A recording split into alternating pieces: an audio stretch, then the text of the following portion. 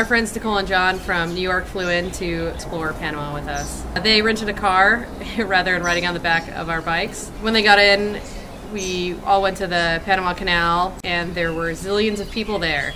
And we mostly saw the back of people's heads rather than seeing the colossal ships that were barely squeezing through the very narrow canal. Then we all hopped in the car and drove to Almirante to catch a boat to Bocas del Toro Islands.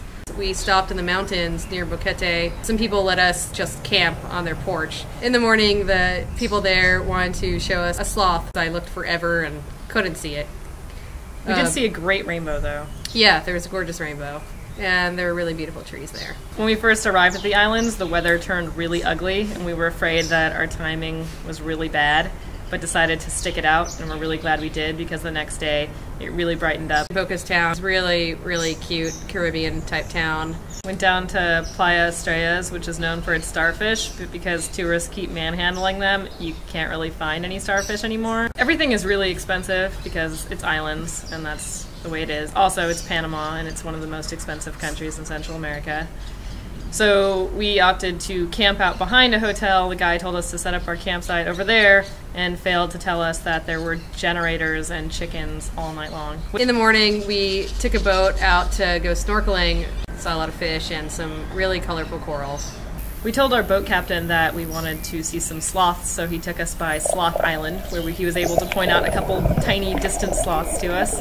And then we went to Red Frog Beach, and while we were walking up from the dock, we saw a very fast-moving, very close mama sloth carrying a baby sloth.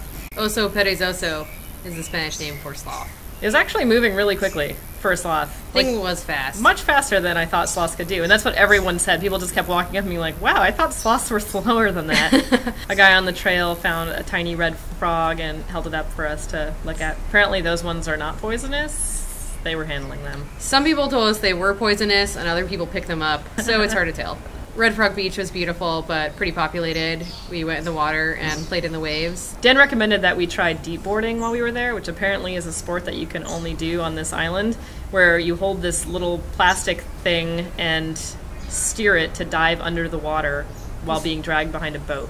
Kind of looks like a motorcycle windshield. When you have the board in your head, you're amazingly agile. You can kind of swim like a dolphin. But they, of course, in the interest of getting a lot of people through it, they put like 5 of us across, and basically all I saw was Becky's ass like the whole time.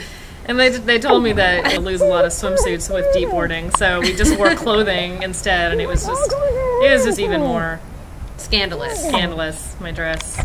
Oh, and we saw dolphins. Yeah. On the boat ride. A whole bunch of them.